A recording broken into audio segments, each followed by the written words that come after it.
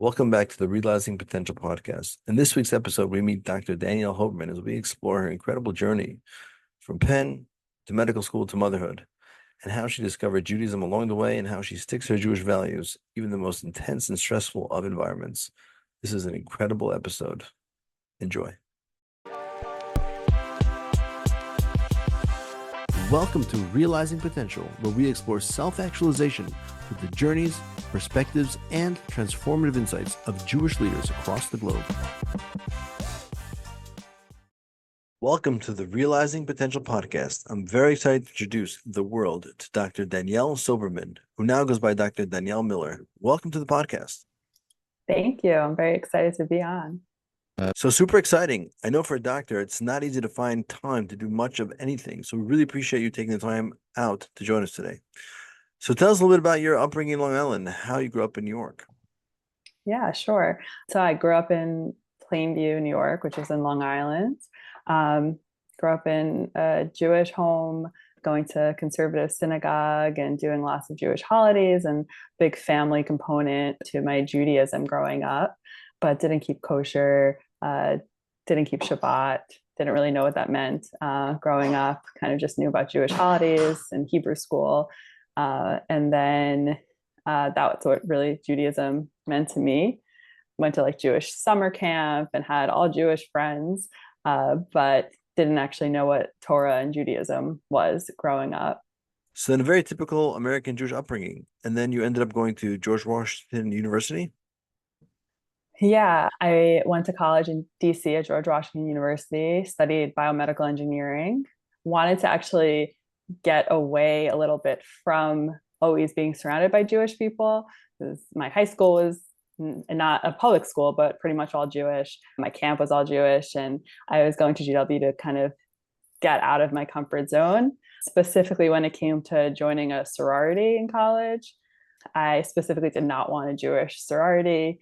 I was kind of hoping to get away from that Long Islandness that I came from.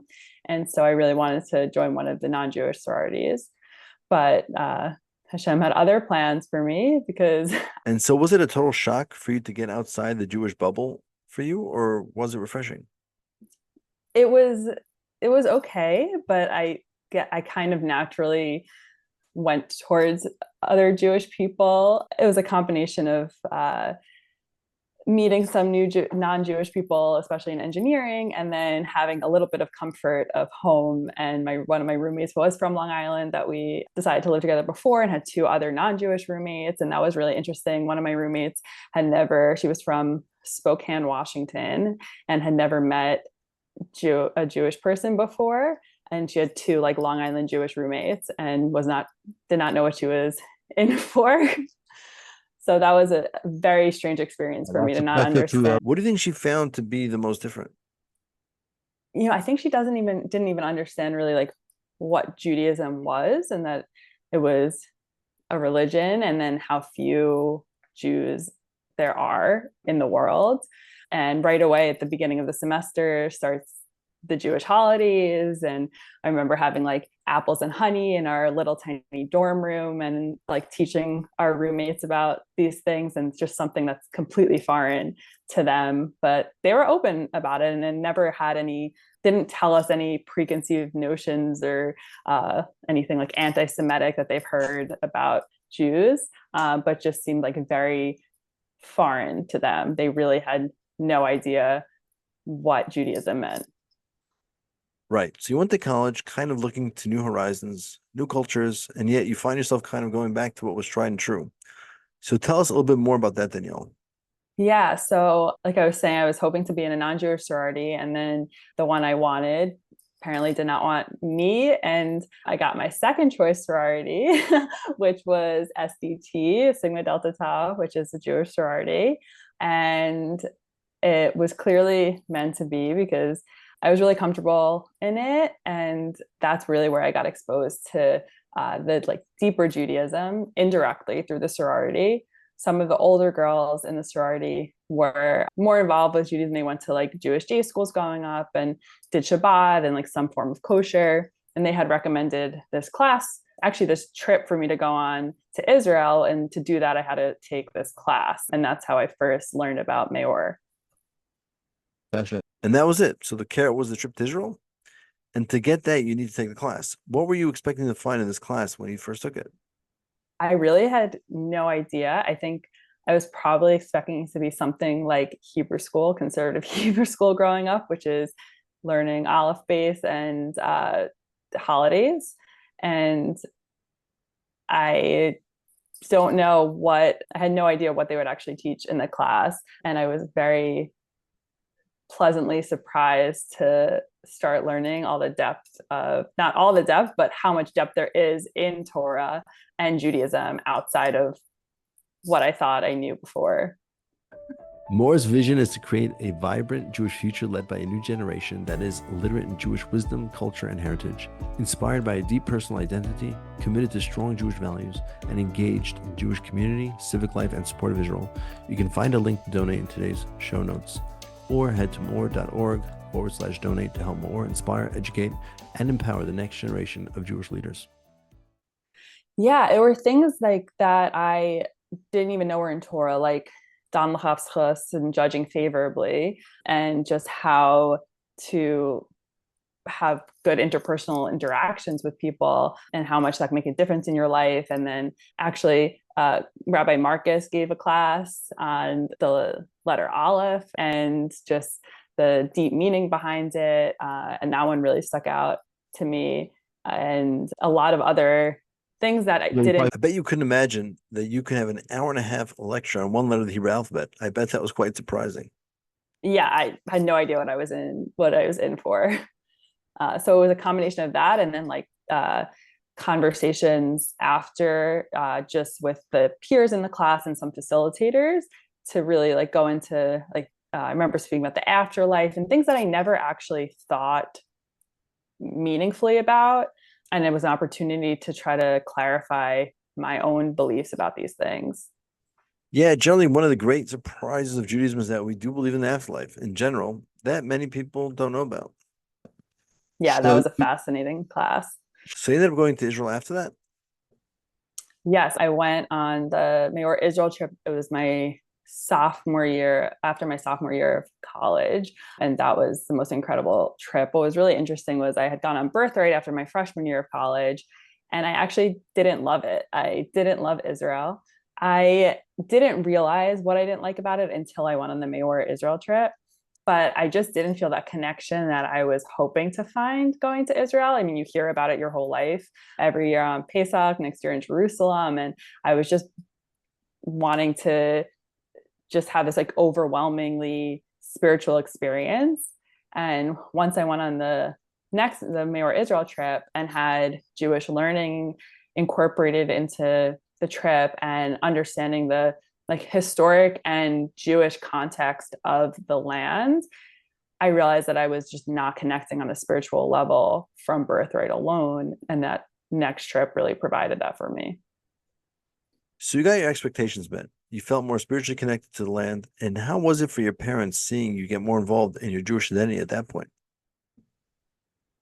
So during college, like they were really excited about it. They had met Rabbi Edelstein, who is the Meor GW rabbi, and they really liked him, and they liked that I had somewhere to go for holidays, and were really supportive of me learning more about my Judaism. But at the time, they definitely did not think it would lead to a lot of practical changes in my life. Got it. But those didn't come, by the way. No, they didn't. It was actually a very slow process for me. So you got involved in GW. It was a positive experience. You finally connected to Israel, and you started to get seeing that Judaism has a lot of depth. What happened after GW? What was your next step? So I had studied biomedical engineering in undergrad and knew that I needed an advanced degree to really go farther in the field, but I wasn't ready to commit to a PhD. So I decided to pursue a master's in bioengineering. So I went to the University of Pennsylvania for my master's directly after undergrad. So I think a lot of people after their undergrad, they kind of finish their spiritual exploration. They're like, yeah, undergrad was a good time to explore different things like Judaism. And now let's get real. Yeah, that's a really good point. So I was like scared that all of the learning and progress that I had made in my growth in undergrad was going to be like blunted when I was graduating because I don't have the same infrastructure as I did in undergrad. But I was really lucky when I went to Philadelphia and to UPenn. Rabbi Edelstein from Meor GW had connected me with a family that was just moving from Israel to be the new Meor Penn family. That was the Rick and Rivka Fox. And they were coming to campus the same time I was, and they connected me to kind of continue Jewish learning and be a resource for Shabbat and any of my needs on campus.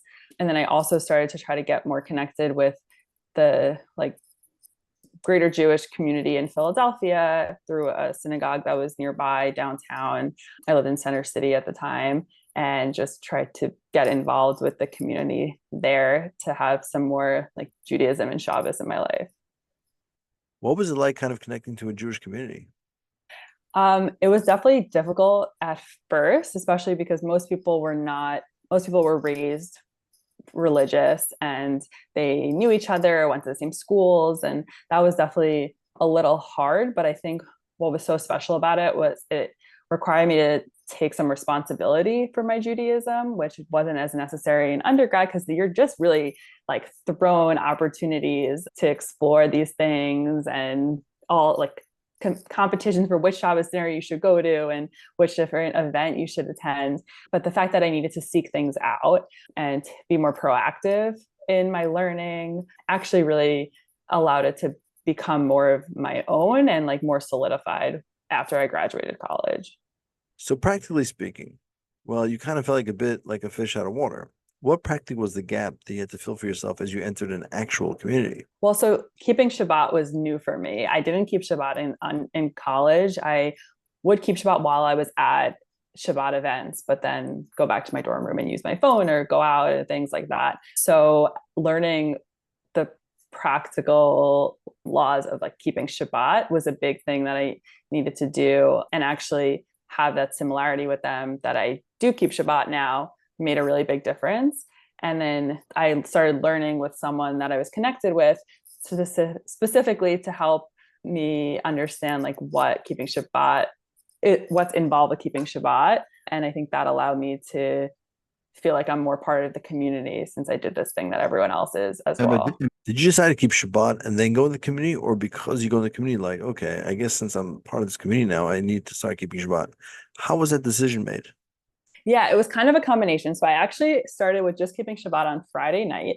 And then on Saturday, it was like normal Saturday for me. But then I slowly started getting invited out to Shabbat meals for lunch in the community. And it just became a natural, slow progression that I was like, well, I'm out all day for lunch anyway, not using my phone when I'm at the meals with people and keeping Shabbat when I'm with them. What's another like few extra hours? And it just before I knew it, I was just fully keeping Shabbat. So it was never really a decision. It was more osmosis. You just kind of absorbed into it and just started keeping it. Exactly. I think that's actually a pretty common theme in like my growth in Judaism was most things were not a definitive, like, I'm going to start doing this now. And I think that's for me kind of how I'm able to do things without kind of, if I say like tricking my Yetzer Hara, because I don't, once I say I'm like going to start doing things, it's too scary. And then I'm going to never, I'm going to find every excuse like not to do it. But if I just like start doing things and don't officially say that, like, oh, I'm never going to do this other thing anymore. I'm never going to use my phone on Shabbat, or I'm never going to go in a car on Shabbat.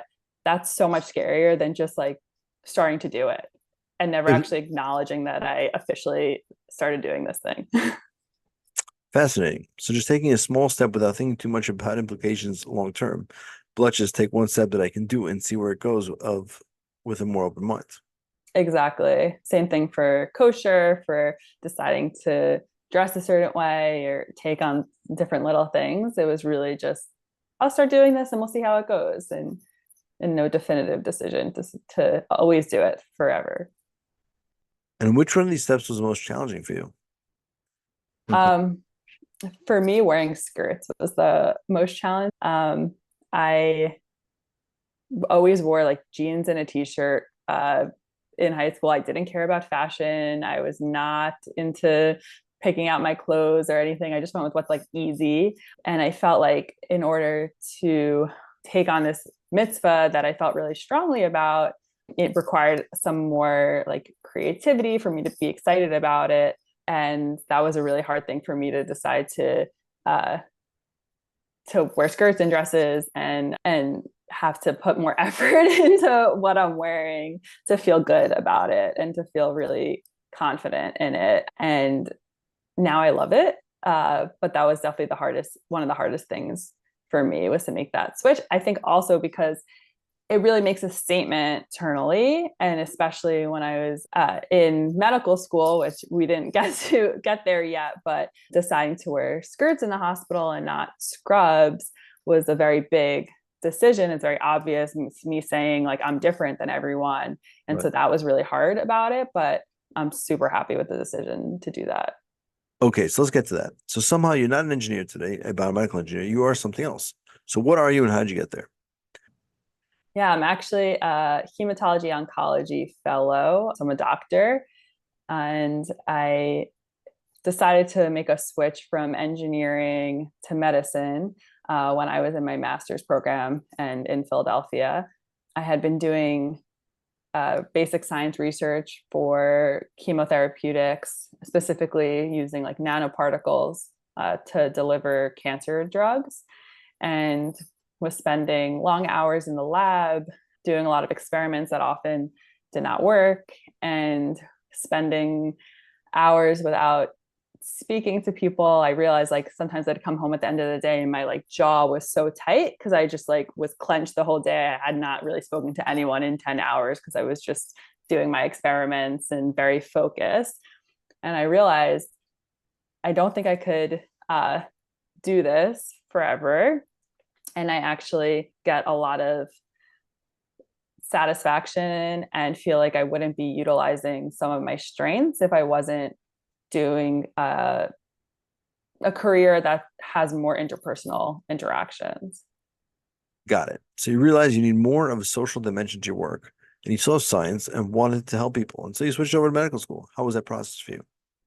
That was definitely difficult. I remember speaking to my parents at because they had always said my whole life, like, are you sure you don't want to be a doctor? Like it's such an easy, it's such a not easy, but such a clear path. And you could just you are like, you sure you want to go get your master's or think about medical school? But I kept saying, no, I want to come up with inventions that are going to help millions of people and not just like helping individual people at a time, and was very against it. And then I remember calling my parents and saying, so you're going to kill me, but I think I'm going to switch and go to medical school.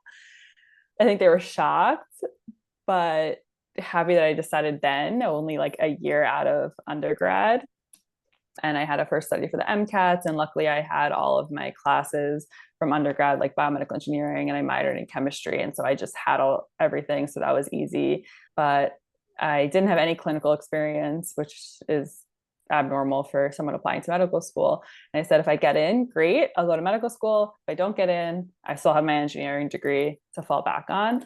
And luckily, I got into medical school and went to Hofstra Northwell Medical School in Long Island. And it was an amazing experience. My understanding, however, is that you didn't go straight to medical school. There was some break in the middle between engineering and medical school. What did you decide to do?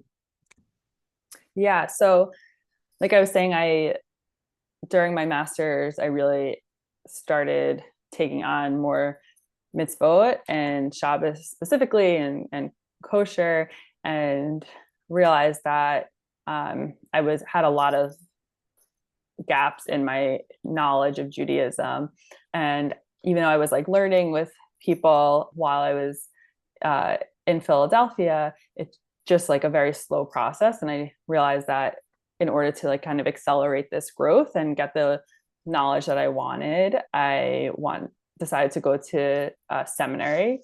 So I went to Neve Yerushalayim between my master's and medical school. I graduated my master's a semester early in December, and then spent that semester in Jerusalem studying at Neve.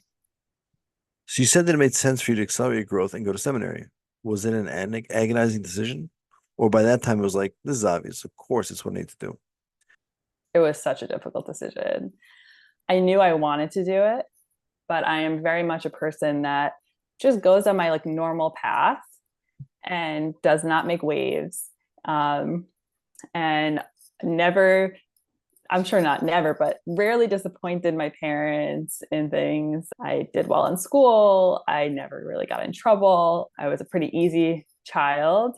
And of course, my parents want me to, get a job and start making money and then get married and just have a quote normal path. And doing something like this, and especially where I knew it would lead to, or I hoped it would lead to, which was living like religious Jewish lifestyle, was very abnormal for me.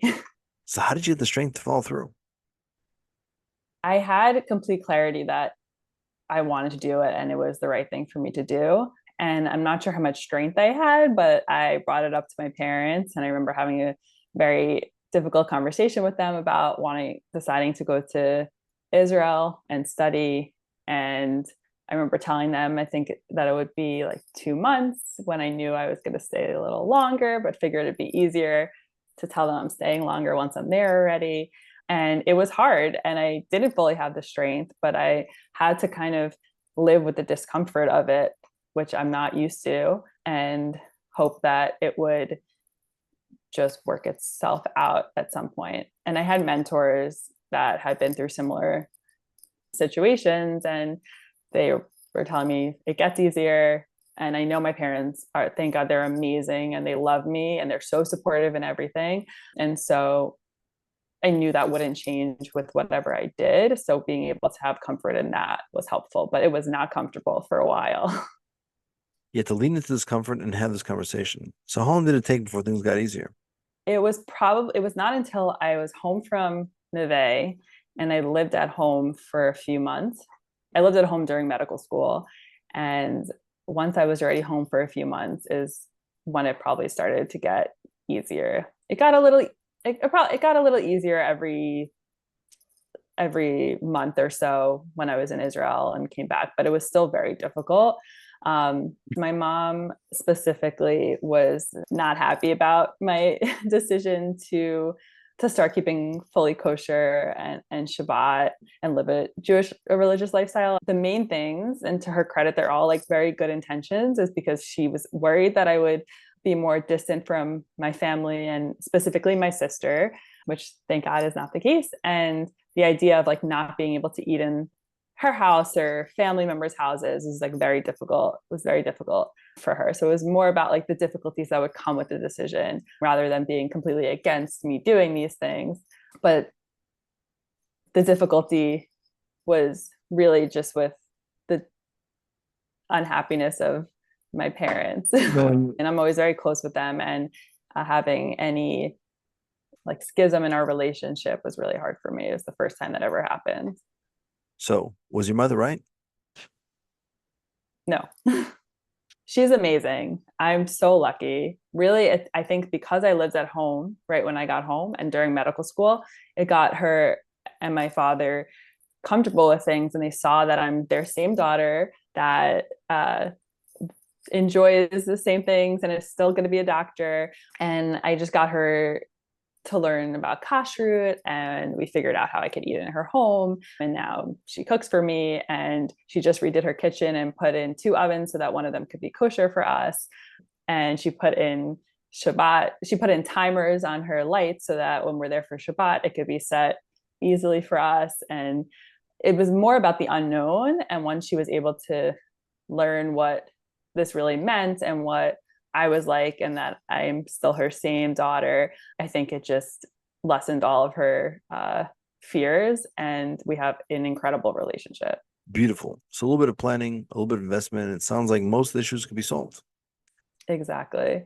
And then I think the thing everyone says, which is definitely true, is then once you give them grandchildren, you can't do anything wrong, really. So thank God I have a son, and he's the favorite person in the whole family. Mazel tov. Is that the first grandchild in the family? It is. Yeah. That'll do it. So tell me, You get it to Neve. And how was your 6 months there?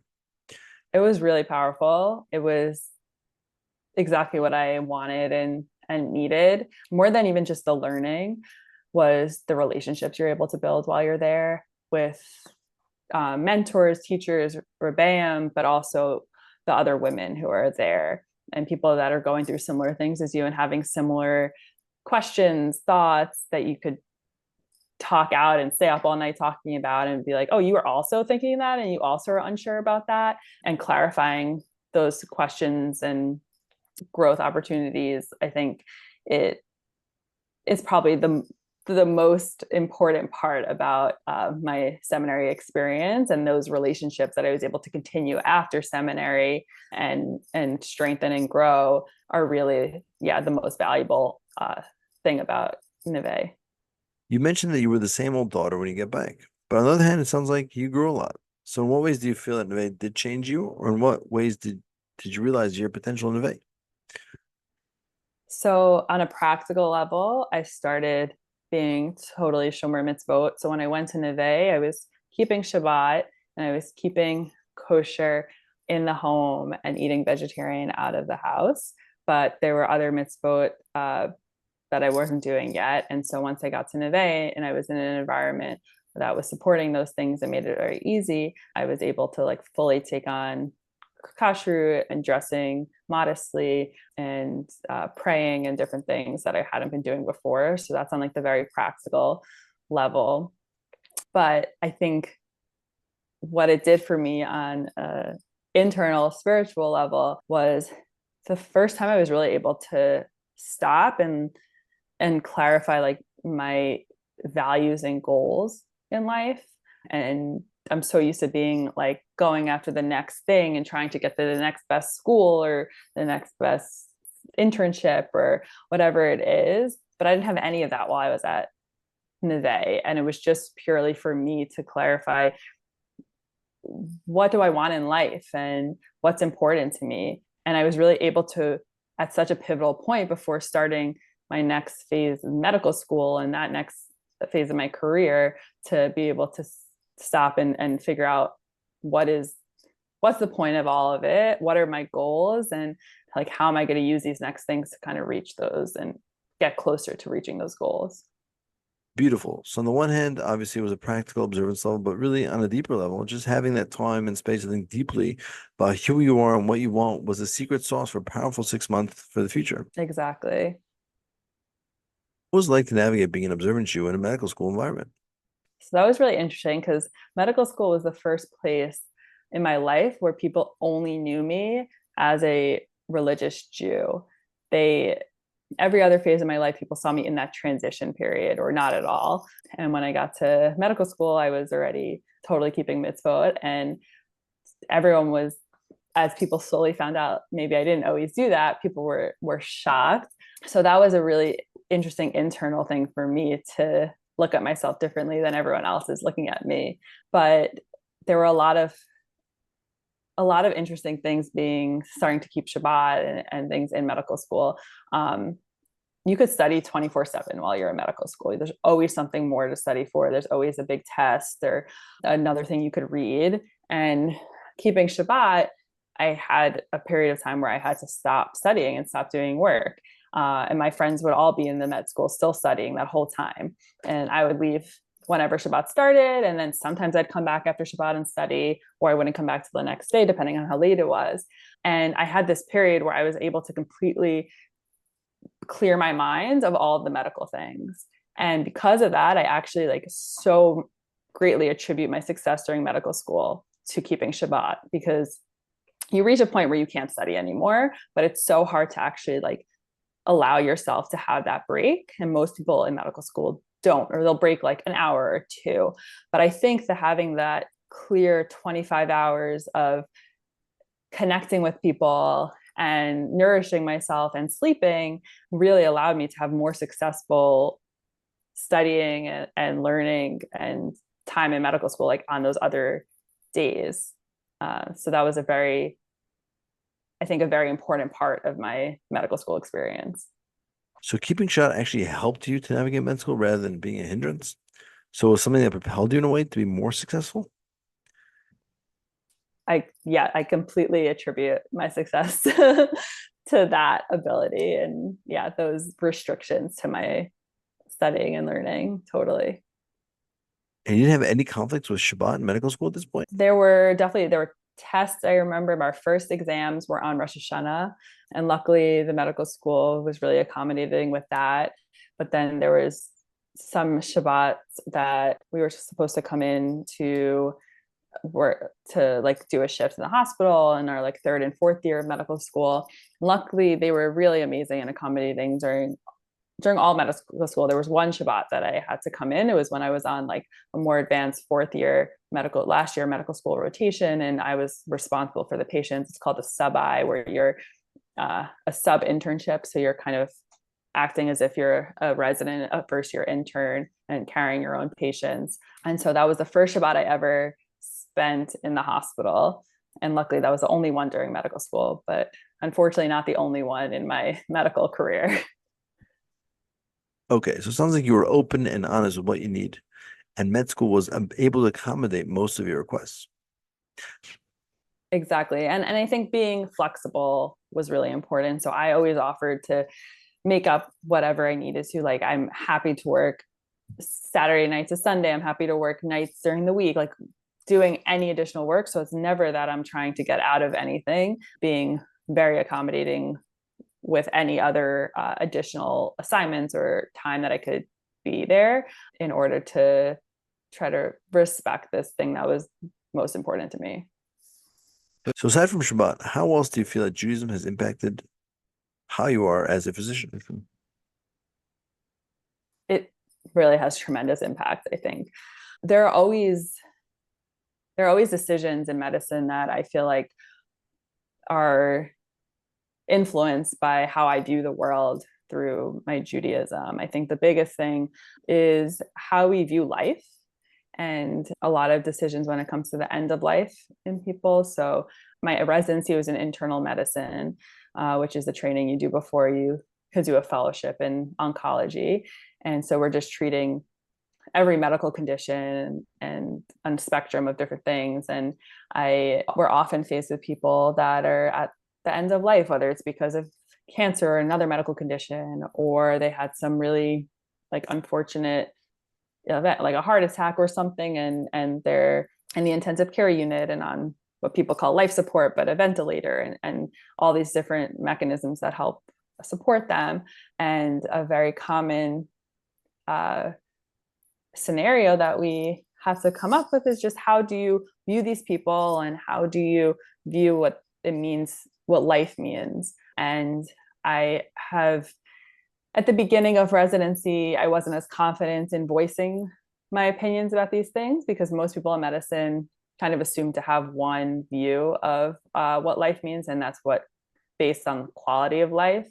And quality of life to people means like functional, doing your own things, not needing help from people. That is the pretty mainstream medical definition of quality of life. And I don't feel similarly, really based on my Jewish values and as I went through residency, I really started voicing my opinion more and having these interesting conversations with people to kind of open people's eyes to other opinions about what life means and how this should dictate our medical care for people. It has definitely gotten people to think twice about what they kind of say by rote and automatically, because that's just like what the dogma of medicine is now. And so every time someone stops and like, oh, that's actually kind of more complicated, or like I see your side of things, I always find that to be a win, just to have people think more critically about these huge decisions. But often we have to defer to whatever like the attending physician's opinion about the situation is, and respecting family decisions and things like that. But there have definitely been times when I voice my opinion based on the like halacha of things, and people really, it helps change like how they view the situation. Fascinating. Super refreshing that there are some other voices in the field, especially in something as critical as this, which is life decisions. Yeah, absolutely. So a few deep questions stand off here. What would you say is your favorite piece of wisdom that has guided you in some way in life? Um, well, aside from, I guess, what we were just speaking about, I think something recent that I was listening to, it was Charlie Harari on Tisha B'Av, and it was talking about sinas chinam, which we usually define as baseless hatred. And he brought this perspective about it being more about anytime we feel competition with anyone, or anytime something happens to someone else and we feel like we've lost, like someone gets a house or someone gets a job and you're like, oh, they got a job, I kind of lost because I didn't get that, even if you weren't even trying to get the same job or anything as them. That's like a form of baseless hatred towards other people. And being in the field I am, and in such a competitive environment, always trying to get to the next best thing, that really has impacted me lately, to stop and think, oh, I should just be happy. Anytime I feel like, oh, I'm losing because someone else is winning, is not a good trait for me. And it's something that I'm trying to change my perspective on things and change how I navigate in my career. And that probably comes in really handy in a competitive space like medicine with lots of type A personalities. Exactly. Yep. What's the best piece of advice you've ever been given? Getting a lot of good advice, but I think as a woman with a career, I think some good advice I was given was to not marry someone who wants to marry you despite being a doctor and my interests, but find someone that wants to marry you because of those things. A lot of support and patience, especially at the beginning of the career, and a lot of imbalance in things around the home sometimes, and being okay with someone not being around that much at the beginning, but being totally supportive of like the end goal. Hmm. And what do you find is a key to realizing the potential? I think it's clarifying what is the right thing to do, and doing that no matter how challenging it is or what other people will say or think about it. Amazing. Amazing. Well, thank you, Dr. Danielle Miller, for telling the story and showing us that we can do anything. You can get married and have kids all while in medical school. And I guess in residency, that's when all that happened. Yeah, I got married in, yeah, the first year of medical school of residency, and then I had my son during the second year of residency. Wow. I bet that in itself is a whole story. But that is for part two of the podcast, how you navigate all that. But you should continue to bring value to life in the medical field. We look forward to hearing all the great things you'll be doing in the future. Thank you for coming on the podcast. Amazing. Thank you so much.